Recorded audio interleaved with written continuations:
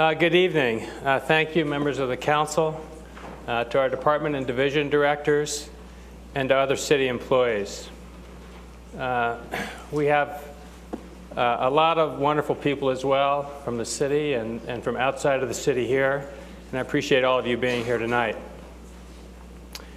And I want to especially thank tonight our snowplowers who helped all of us navigate through Snowstorm Gandalf. When I asked our Public Services Director, Rick Graham, if there was someone from the crews I should specifically acknowledge for efforts to plow our city out of the big storm, Rick replied, "I don't have one name for you, Mayor. I have the names of 90 snowplow drivers who all did extraordinary work." Thank you, Rick, and your whole team.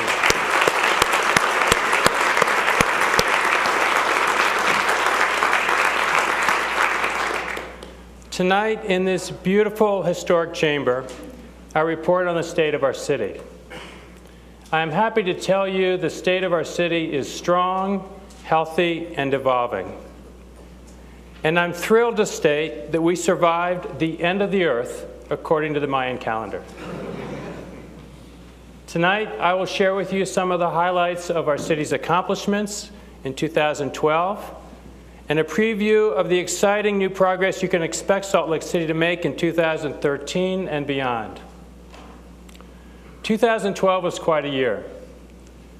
Through the efforts of dedicated, skilled, and innovative city employees, we have accomplished a great deal. Let's take a brief look at what 2012 was all about for Salt Lake City.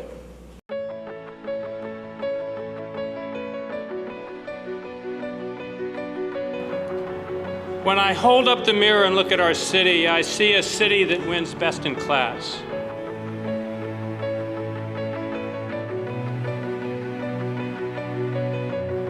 We combine a city life rich in tradition and culture with an outdoor aesthetic that bears equally rich offerings.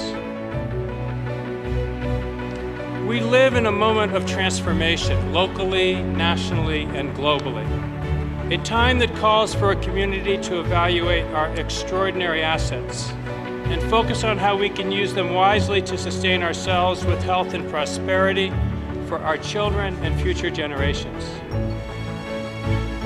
I see in our mirror a city that becomes a model for a desired future. I see a city defined by sustainability, the kind of sustainability that promises to preserve both our natural environment and our economic viability. Because of this, Salt Lake City is ascendant. It is the next iteration of what cities will and want to be. So here's what I'd like to ask of all of you today. Look in our mirror and keep that mirror trained on Salt Lake City. Look at this city we have here and now. But when I reflect on where we are and what we can be, I see in our mirror a city that becomes a model for a desired future.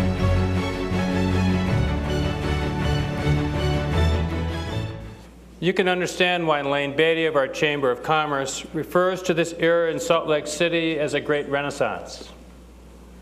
These are the best of times for our city. We have much to be grateful for. For the last few years, we have equated livability with Salt Lake City. When I meet with residents of our city, particularly those who have chosen to move to Salt Lake City from other parts of the country, they often explain that the livability of our city was a major factor in their decision to locate here. As I began my second term last year, I presented the livability agenda, a comprehensive set of goals and approaches for this administration and residents of our community. This agenda will direct us as we continue to strengthen and foster the livability of our city. Tonight, I want to explore a variation on the theme of livability that we'll be developing throughout the year. Salt Lake City as a healthy community, a community that because of its healthy attributes exudes livability. A community with a vibrant heartbeat, strong circulatory system, an active brain, sturdy muscle, radiant skin, and an enduring soul. Just as our own hearts are central to life and vitality, downtown, the heart of Salt Lake City, generates vibrancy, strength, and energy. With the opening of City Creek Center, 2012 was charged with energy. At the same time, nearly 40 other storefront shops and restaurants opened downtown, and we are seeing reinvigorated street activity. 10 new businesses are on deck to open within the next few months. Thanks to a burgeoning residential population, new businesses, and flourishing event venues, the nighttime streets of downtown are filling more and more with patrons enjoying our city. A key partner has been Jason Mathis with the Downtown Alliance. Jason's creative ideas, energy, and hard work have enlivened the heart of our city. Whether it's initiating the increasingly popular Eve festivities, expanding the downtown farmers market, or being a champion for the new Performing Arts Center, Jason has been a tireless advocate for all good things that make up our downtown. Thank you, Jason.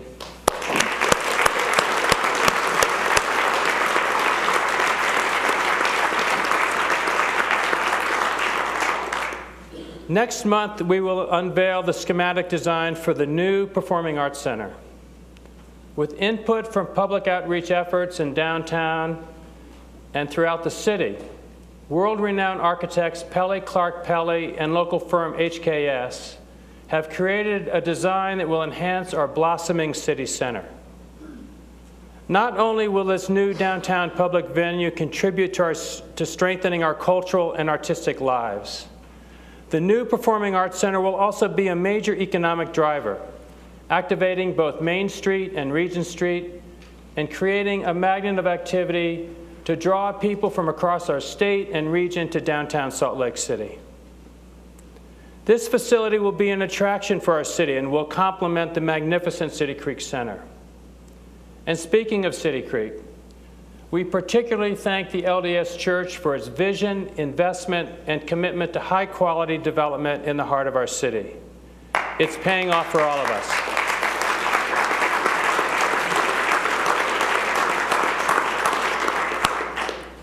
Salt Lake City's Civic Campus will continue to expand in 2013 with the opening of our new public safety building.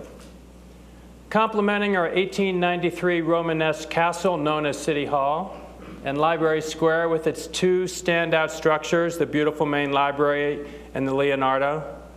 The new public safety building and its public plaza will be a home to community activities, festivals, and events, uncommon for public safety buildings.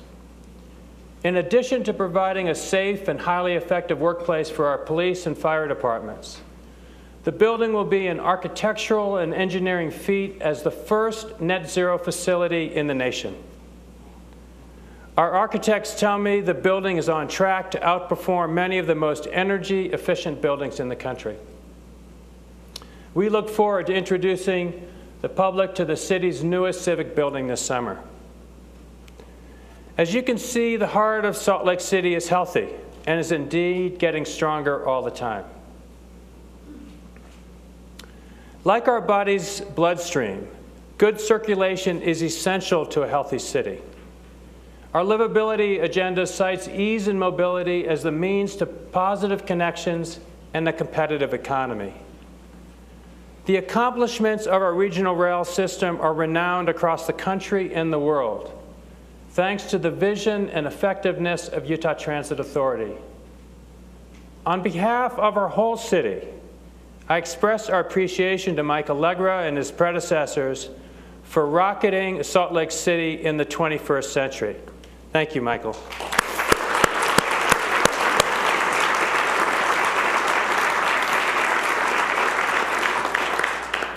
By the end of 2013, we will have witnessed the largest expansion of an urban rail system in the nation, all accomplished under budget and ahead of schedule. Light rail and commuter rail, including the soon-to-open Airport Tracks line and the recently opened commuter rail line to and from Utah County, give us options that other cities around this country can only marvel at. Our rail system will serve as an efficient and sustainable circulation system for decades to come. In utilizing the city's successful grant in 2012 from the U.S. Department of Transportation Tiger program, in partnership with South Salt Lake City and UTA, we will open the Sugar House streetcar in Greenway by the end of this year. The streetcar will not only provide a new neighborhood circulator, but will provide a critical link in the Pratt Trail system, connecting Bonneville Shoreline Trail at the mouth of Parley's Canyon with the Jordan River Parkway and Trail. Already, $450 million of private sector investment is taking place along the Sugar House streetcar line, and similar investments are occurring in the city of South Salt Lake. We look forward to unveiling this addition to our circulation system in 2013. A healthy circulation system includes arteries, veins, and capillaries. For Salt Lake City, our bike and pedestrian networks fill out our circulation system. In 2012, we increased the number of bikeways, added cycle tracks, connected the Jordan River Trail to Davis County, and made many other improvements. But this is just the beginning. In 2013, we'll pedal forward in the year of the bike. You'll see a whole new level of improvement to increase education, participation, and safety for all travelers. Salt Lake City and the Downtown Alliance are working together to launch a unique bike share program. It will be the first of its kind, not just in Utah, but in the western United States, and is scheduled to debut this spring. The program will include a network of fully automated touchscreen bike share stations, stocked with bikes available for checkout day or night, 7 days a week. Our streets are the lifeline of our city. Circulation for vehicles, bikes, pedestrians, and transit will enable Salt Lake City to be a model for our region, state, and nation. Just last week, St. Paul Mayor Chris Coleman told me he wants to bring a delegation from his region to Salt Lake City to see what we've done and how we've done it. Great cities are smart, innovative, and entrepreneurial. It takes brain power to achieve success as a thriving, livable city. Salt Lake City's brain power is fed by our education resources and the innovation and entrepreneurship of our people. We are blessed with the state's flagship university and other increasing and expanding higher education institutions and innovative, eager, developing entrepreneurs all around us. Not only has the University of Utah joined the big leagues with Pac-12 membership, but we've seen the university emerge as one of the nation's top 2 institutions for startup businesses. That energy and brain power not only catalyze our city, but also spawn new research and innovation that transform our quality of life. One Salt Lake City company, Avansci Bio, is working to improve cancer diagnosis and treatment with its microdissection device used to produce DNA samples for genetic testing. Another company, Novillum, developed a process that ultimately doubles the efficiency of solar collectors. Much credit for Salt Lake City's innovative success belongs to the University of Utah. In fact, Business News Daily reported, and I quote, "Delegations from institutions and state and foreign economic development boards are descending on Salt Lake City to suss out the U's secret startup sauce. That secret sauce leads to new jobs and economic growth here in our capital city." Last summer, our Economic Development Division partnered with the University of Utah to present a conference on crowdfunding as a new source of financing emergency technology companies. The conference was the first of its type in the country to feature this potential new source of capital. You can expect to see more economic development partnering efforts like this from the city in the year to come. Our city swells with educational and economic opportunity as we see the LDS Business College expand on the west end of downtown, offering degrees in the medical field, business, IT, and design. Tonight, I'm pleased that LDS Business College Vice President Craig V. Nelson is with us. Thank you for joining us, Craig.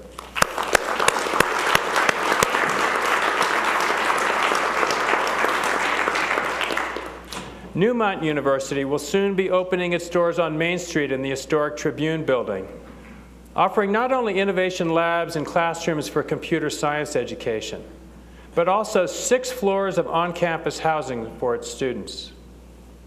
Westminster College, with its broad array of graduate and undergraduate programs, has merged into and fully engaged in the Sugar House community, creating activity and a strong student connection to this unique, growing urban center. Thank you, President Brian Levenstankovich and your wife, Debbie, for joining us tonight.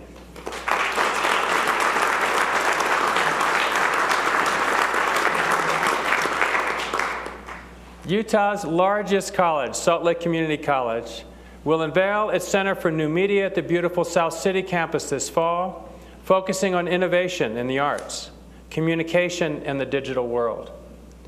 The South City campus also hosts the Salt Lake City School District's Innovation High School. Thank you, Cynthia Bioto, for joining us tonight.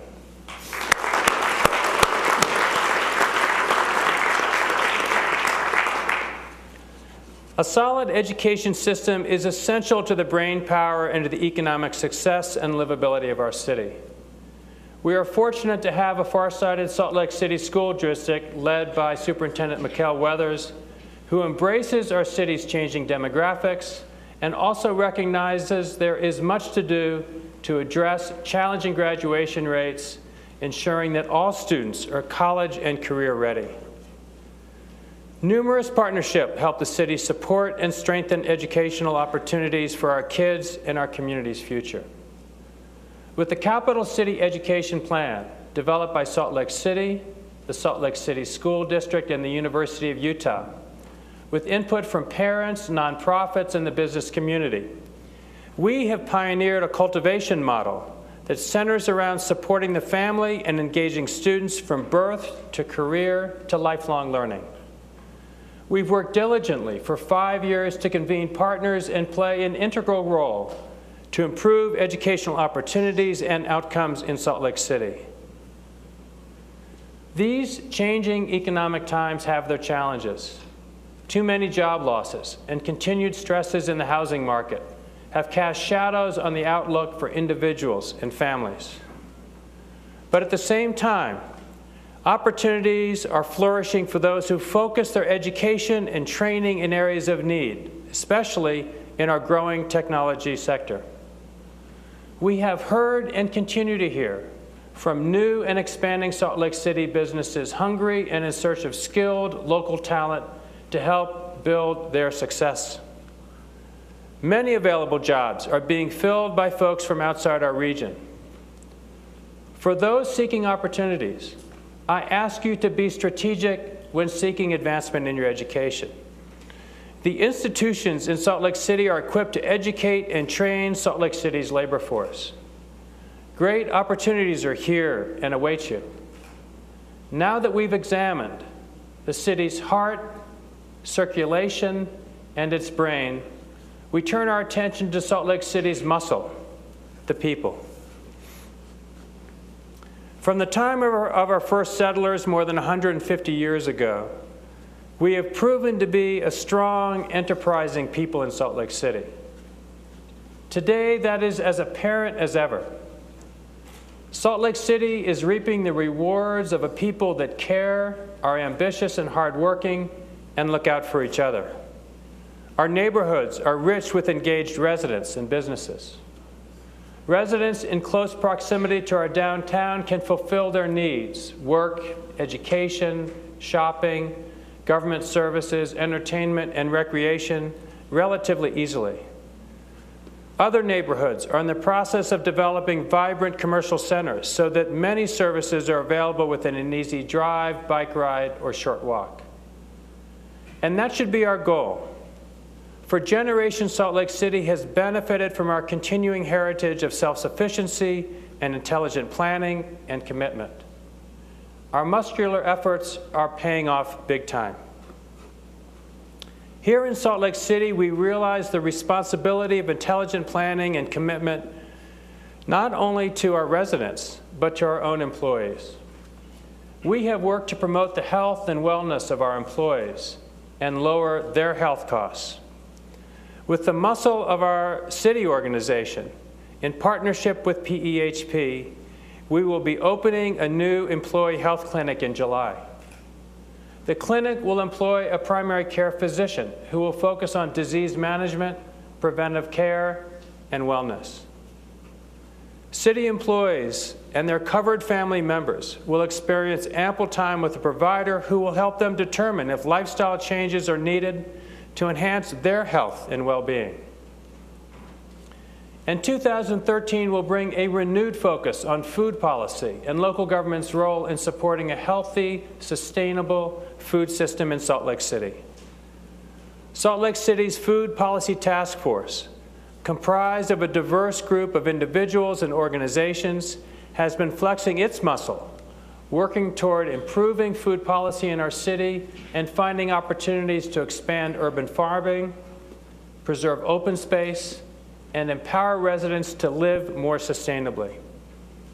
A community food assessment has been conducted to identify the barriers to our community food access, outline areas for improvement, and offer best management practices.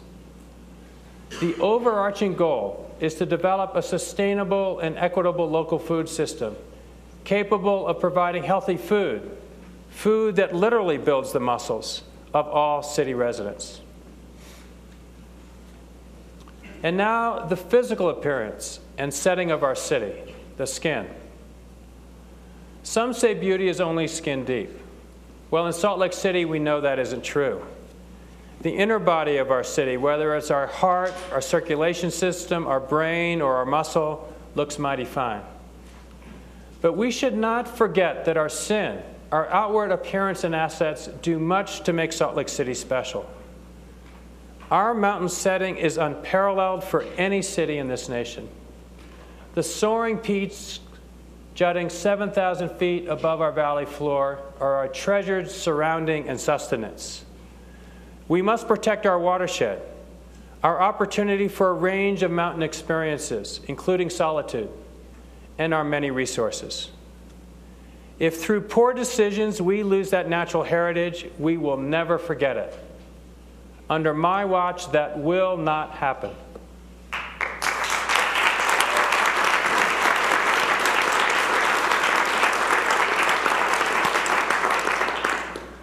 I will work with all our government and business partners to ensure that we are not foolish and waste away this fundamental part of what it means to be and to live in Salt Lake City. There are blemishes that need to be restored, like the Jordan River, like the underappreciated Great Salt Lake, like the air we breathe, sometimes with difficulty.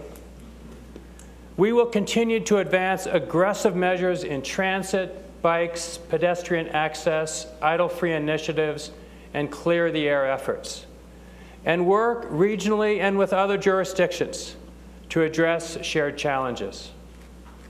Salt Lake City is doing its part, and there will be more to come.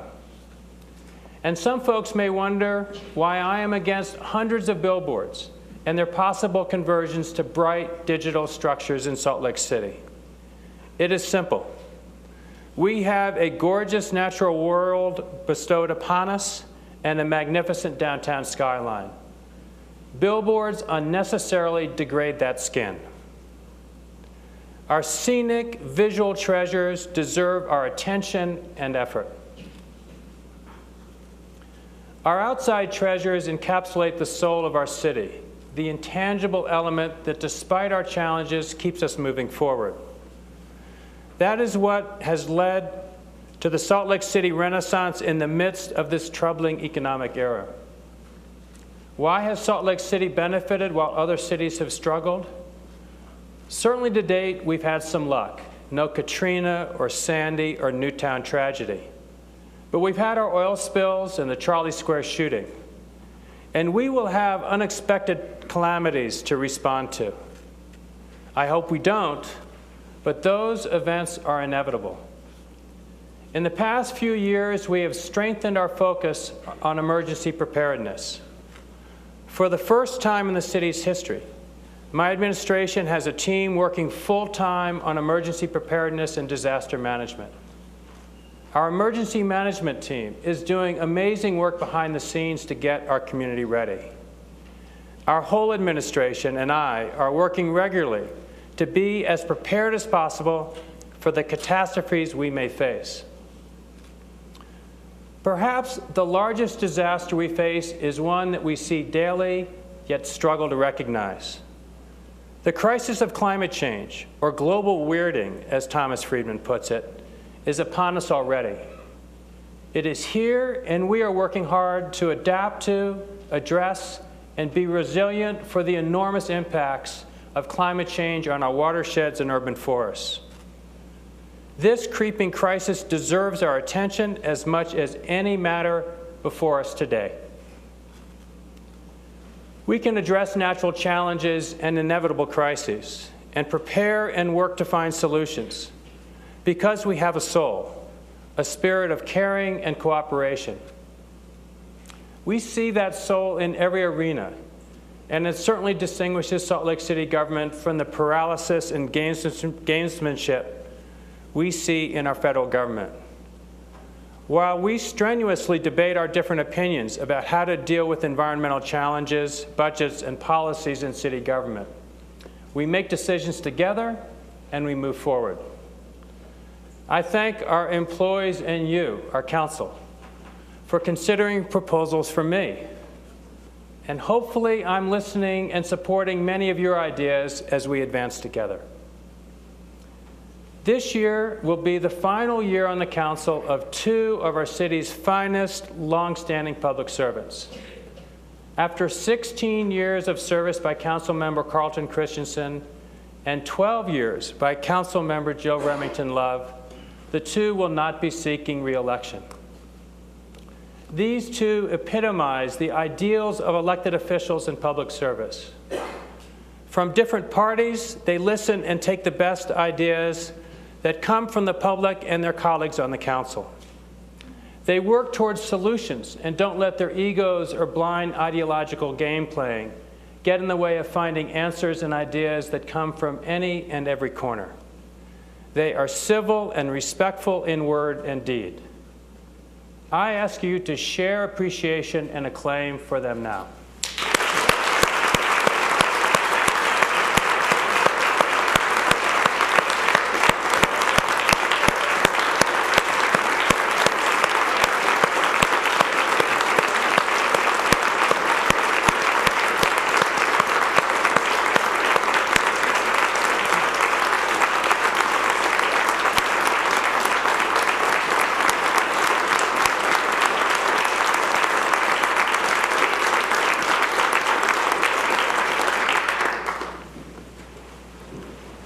Members of Congress could learn a thing or two from Carlton and Jill. Throughout 2012, I've met and visited with many people who also model the best of our society and community.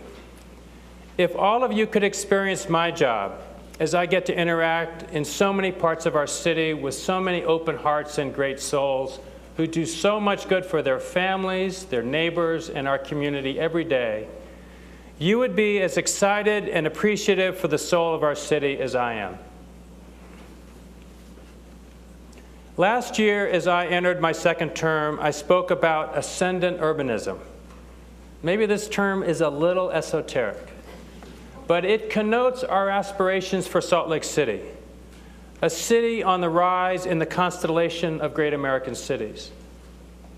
We've experienced great fortune in the past several years, surviving well the most serious economic downturn in many decades without a general tax fund increase. We are charging into the 21st century with optimism and anticipation of great things to come. It has happened with keen, creative, and disciplined effort.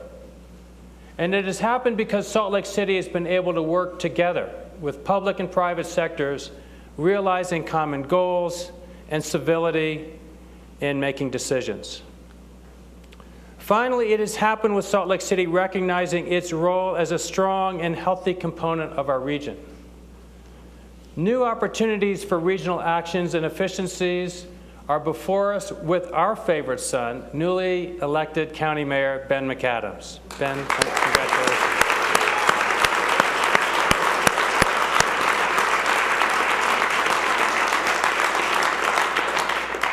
The collaborative approach we see here, whether in the most visible manifestations like our rail system and new buildings, or in less visible ways, such as preparing for emergencies, is a model we need to continually emulate and recreate. We have worked well with our local neighbors and state and federal partners. We have found allies in business and nonprofit enterprises. We look to a bright future with a prognosis of good health.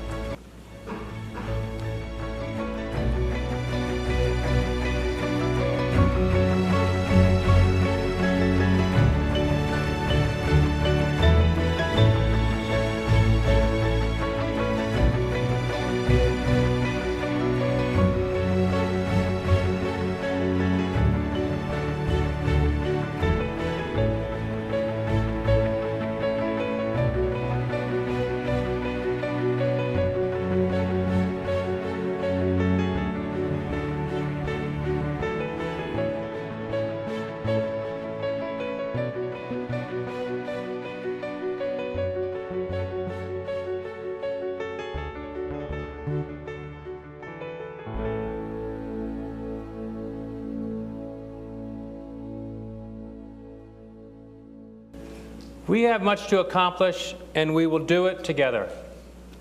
Through collaboration, we enjoy the process more and see better results. I look forward to the coming months and years with you to help Salt Lake City be the model of a healthy, vibrant, livable, great American city. Thank you.